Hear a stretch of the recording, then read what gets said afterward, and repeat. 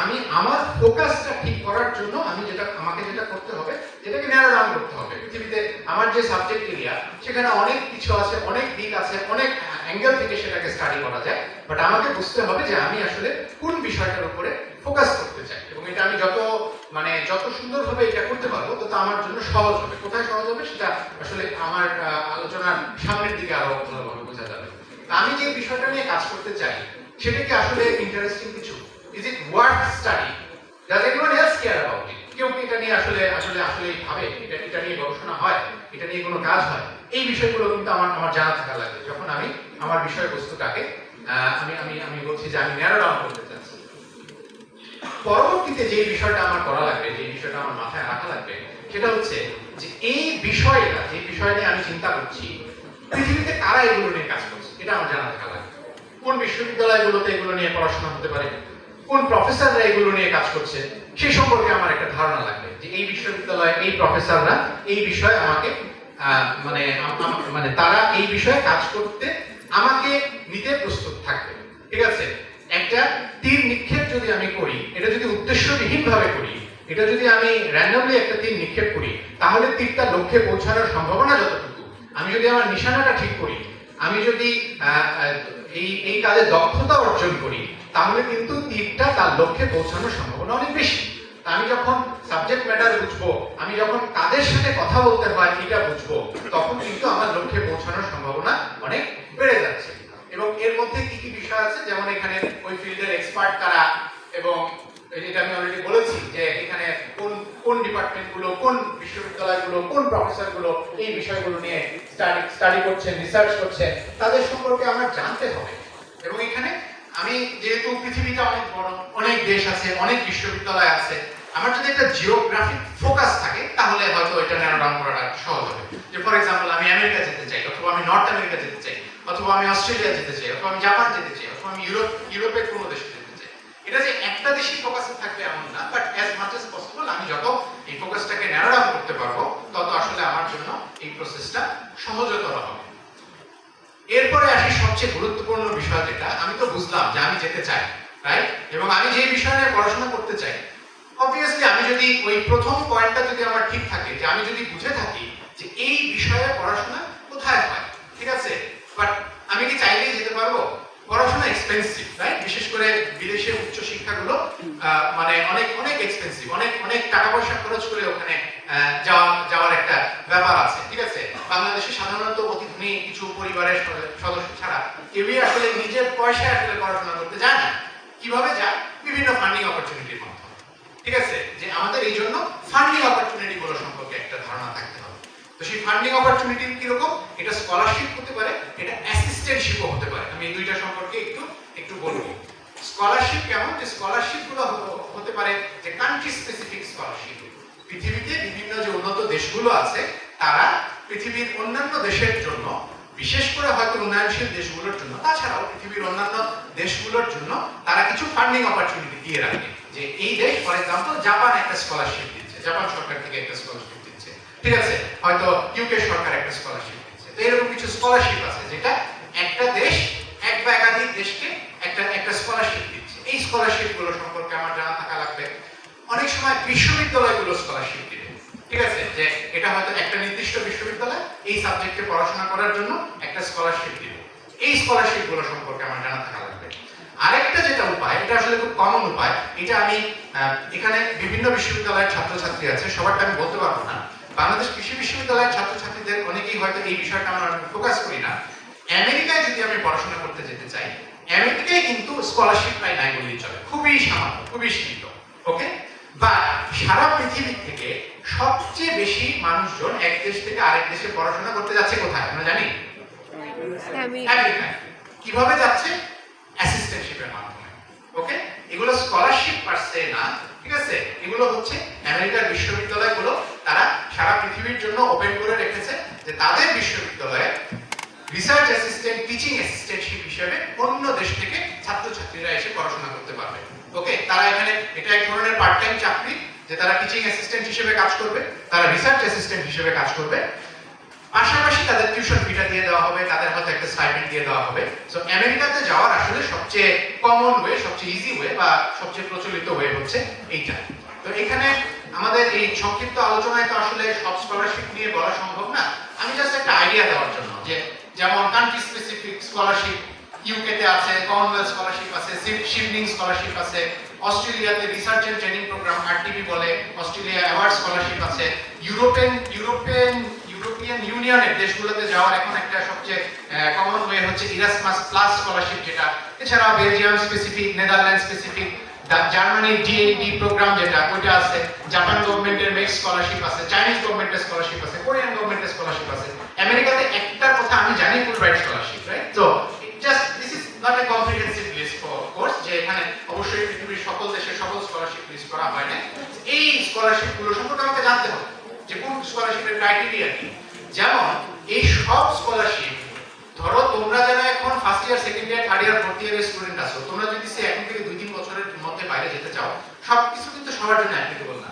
There are certain scholarship, I think that স্কলারশিপটা তার মধ্যে পড়ে, যে তুমি যদি চাকরিরত কেউ না হও তাহলে তুমি অ্যাপ্লাই করতে পারবে না। Okay, unless you are in a service or you have a certain service level, apply করতে পারবে না। সো এখন যদি তুমি যেতে চাও বা তো পাস করার পরে যদি তুমি যেতে চাও, এইটা সম্পর্কে আমার ধারণা থাকা লাগবে যে পৃথিবীর কোথায় আমি অ্যাপ্লাই করতে পারবো। ইউনিভার্সিটি স্পেসিফিক স্কলারশিপ অসংখ্য, এটা লিস্ট করার আমি কোনো চেষ্টাও করি নাই।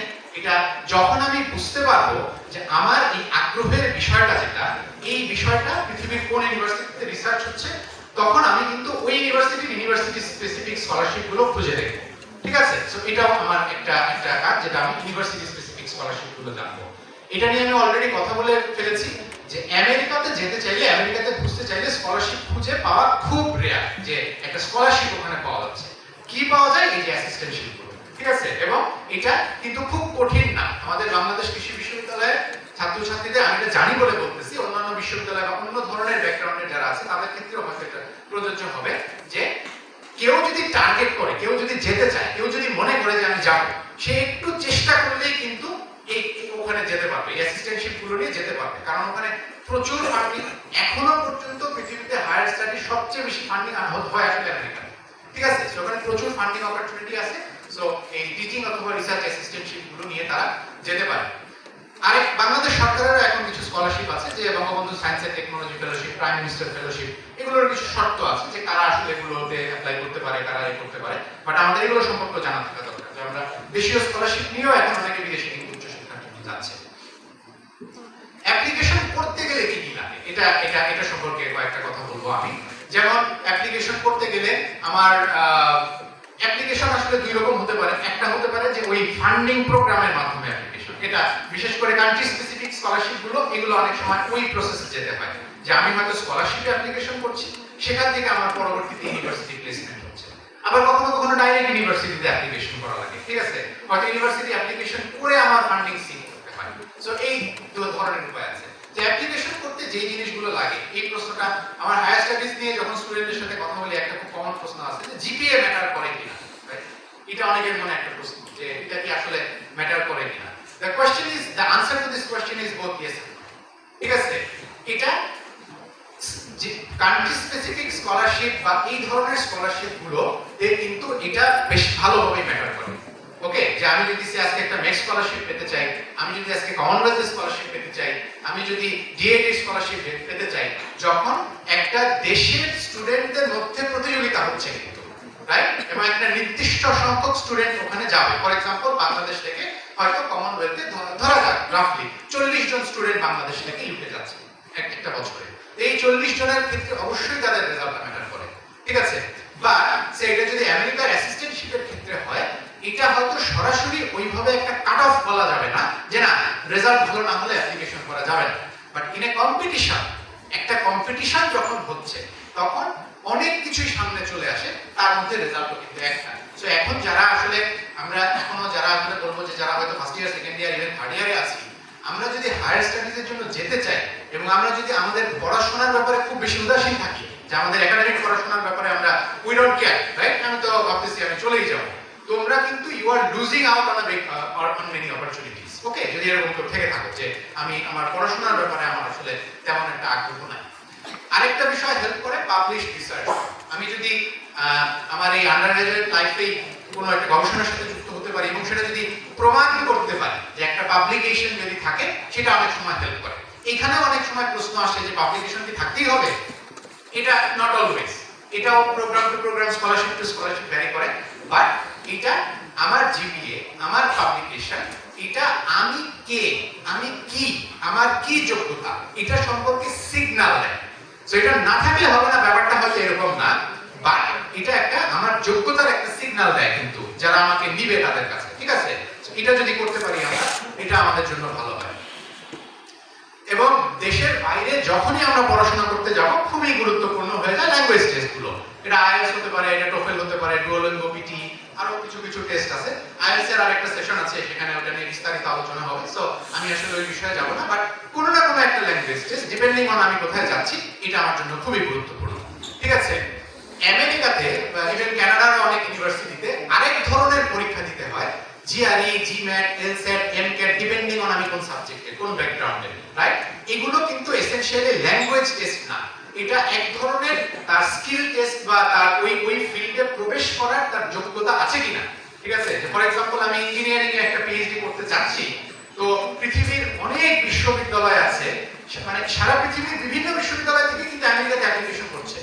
একটা বিশ্ববিদ্যালয়ের জিপিএ 3.7, আরেকটা বিশ্ববিদ্যালয়ের 3.3 কি সেম না কিন্তু। তো এই হায়ার স্টাডিজের জন্য এইজন্য যারা পৃথিবীর বিভিন্ন দেশ থেকে আসতেছে, ওদেরকে জাজ করার এটা ওদের একটা উপায়, যে সে জিআরই তে কত পাচ্ছে, সে জিআরই কোয়ান্টিটেটিভ এর স্কোরটা কত হচ্ছে। ওকে, সো আমি যদি স্পেসিফিক্যালি নর্থ আমেরিকার দেশগুলোতে যেতে চাই, তাহলে এই টেস্টগুলো আমাদের দিতে হবে এবং এগুলোর জন্য প্রিপারেশন নিতে হবে, ঠিক আছে? এগুলোর জন্য এক এক ধরনের প্রিপারেশন, এক এক ধরনের এটার অ্যাপ্রোচ আমার দরকার আছে, বাট এই প্রিপারেশন গুলো কিন্তু আমাদের নিতে হবে এবং এটা সময় ধরে দিতে হবে। অ্যাপ্লিকেশন প্রসেস একেবারে ধাপে ধাপে বলা সম্ভব না অল্প সময়, তারপরে যদি বলি যে অ্যাপ্লিকেশন প্রসেসগুলোর কিছু ডেডলাইন থাকে, যে এটা কিন্তু সারা বছর একভাবে অ্যাপ্লিকেশনগুলো যায়। ওকে, যে ফর এক্সাম্পল ইউএসএ আগামী ফল সেমিস্টার, যেটা আগস্ট সেপ্টেম্বরে যে সেমিস্টারটা শুরু হবে, সেইটার ডেডলাইন, সেটার অ্যাপ্লিকেশন গুলো কিন্তু এখন চলতেছে। যারা অ্যাপ্লিকেশন করতেছে তারা কিন্তু এখন দৌড়াদৌড়ি করতেছে, বিভিন্ন কাজ করতেছে। এই ডিসেম্বর, এই জানুয়ারি, ইউজুয়ালি জানুয়ারি মাসের মধ্যে ডেডলাইন গুলো চলে যায়। ইউএস এর যে ইউনিভার্সিটি গুলোর ফল সেমিস্টারের যে অ্যাপ্লিকেশনের টাইম, এই ডেডলাইনটা আমার মাথায় রাখতে হবে। যে আমি হঠাৎ করে গিয়ে মনে করলাম যে আমি জুন মাসে গিয়ে মনে করলাম জুলাই মাসে একটা অ্যাপ্লিকেশন ড্রপ করে ফেলবো, ব্যাপারটা কিন্তু এরকম হবে না, ঠিক আছে? এইগুলো সম্পর্কে আমার জানতে হবে। অনেক ধরনের ডকুমেন্ট লাগে, আমার সার্টিফিকেট, অরিজিনাল সার্টিফিকেট পাঠানো লাগতে পারে, অরিজিনাল ট্রান্সক্রিপ্ট পাঠানো লাগতে পারে, এগুলো আমার রেডি কিনা। হঠাৎ করে আমাদের স্টুডেন্টরা খেয়াল করে বসে, আরে আমার তো মাস্টার্সের ট্রান্সক্রিপ্ট তোলা হয় না, ঠিক আছে, ডেডলাইন কালকে। সো এই ধরনের বিপদ এবং যেন আমরা না করি, এগুলো আমাদেরকে খেয়াল রাখতে হবে। নেক্সট যে বিষয়টা নিয়ে আসলে একটু কথা বলা দরকার, সেটা হচ্ছে স্টেটমেন্ট অফ পারপাস। আমরা যখন হায়ার স্টাডিজের জন্য বাইরে অ্যাপ্লিকেশন করতে যাই, আমাদের এই ধরনের একটা স্টেটমেন্ট প্রিপেয়ার করতে হয়। এটা অন্য নামেও থাকে অনেক সময়, হয়তো লেটার অফ মোটিভেশন থাকে, একাডেমিক স্টেটমেন্ট থাকে, পার্সোনাল স্টেটমেন্ট থাকে, ইত্যাদি নামে থাকে। But there is something like this. এটা কি করে, এটার মধ্যে কি থাকে? এটার মধ্যে মূলত এই কথাগুলো থাকে। হু ইউ আর, তুমি কে, তোমার পরিচয় কি। মানে আমার পরিচয় কি, মানে আমি কোন ফ্যাকাল্টির, কোন লেভেল, কোন সেমিস্টারে পড়ি, কোন হলে থাকি, এইটা না। মানে ইট গোজ মোর ডিপার ইন দ্যান দ্যাট, যে আমি আসলে একাডেমিক্যালি আমি কে, আমি কি করতেছি, আমি কি করতে চাই, এই মেসেজগুলো ওখানে থাকবে। আমার স্ট্রেংথ গুলো কি, আমি আসলে আমার শক্তিমত্তার জায়গাগুলো কোথায়, ঠিক আছে? আমি যেই প্রোগ্রামটা পার্সু করতেছি সেটা কেন করতেছি, ওকে, কেন, ওয়াই। তারপরে how this program might benefit you professionally and also how this might help your country। এই কথাগুলো কমনলি আমি একটা এসওপির মধ্যে যা থাকে সব এখানে বলার আসলে সময় নেই। এগুলো আসলে এক একটা স্লাইড নিয়ে একদিন ধরে হয়তো একটা ওয়ার্কশপ করা যায়। আমি একটা আইডিয়া দিচ্ছি, ওকে, যে একটা এসওপির মধ্যে কি থাকে। আমি একটু আগে যেটা বলতেছিলাম যে জিপিএ ফর এক্সাম্পল গুরুত্বপূর্ণ কিনা, একটা পেপার থাকা গুরুত্বপূর্ণ কিনা। আমি যখন একটা অ্যাপ্লিকেশন করতেছি তখন এটার একটা কমপ্লিট একটা প্যাকেজ আছে, ওকে। এই প্যাকেজের মধ্যে অনেকগুলো উপাদান আছে, রেজাল্ট তার মধ্যে একটা, এসওপি তার মধ্যে একটা, তারপরে আমার পেপার পাবলিকেশন থাকলে, এগুলো হচ্ছে এই প্যাকেজের মধ্যে পড়ে। সো হতে পারে আমার রেজাল্ট অত ভালো না, ওকে, বাট আমার এসওপি তে আমি ক্লিয়ারলি এই বিষয়গুলো বোঝাতে পারতেছি, ঠিক আছে, যে আমি এমন একটা প্রোগ্রামে মানে অ্যাপ্লিকেশন করতেছি যে যেটা আমি আমার এসওপি দিয়ে আমি প্রমাণ করতেছি যে এই প্রোগ্রামটা আমার জন্য ফিট এবং আমি এটার রিকোয়ারমেন্ট ফুলফিল করি। সো তাতে করে কিন্তু সেই প্রোগ্রামে আমি যদি জিপিএ তে একটু পিছিয়েও থাকি আমার কিন্তু সেখানে ঢুকে যাওয়ার একটা সম্ভাবনা থাকে। ওকে, সো এই জন্য এই এসওপিটা যখন আমরা প্রিপেয়ার করব তখন আমাদের খুব কেয়ারফুলি করতে হবে। এবং এখানেও কিন্তু ওই যে আমি শুরুতে বলছিলাম যে সাবজেক্টের নলেজ এটাও অনেক সময় কাজে লাগে।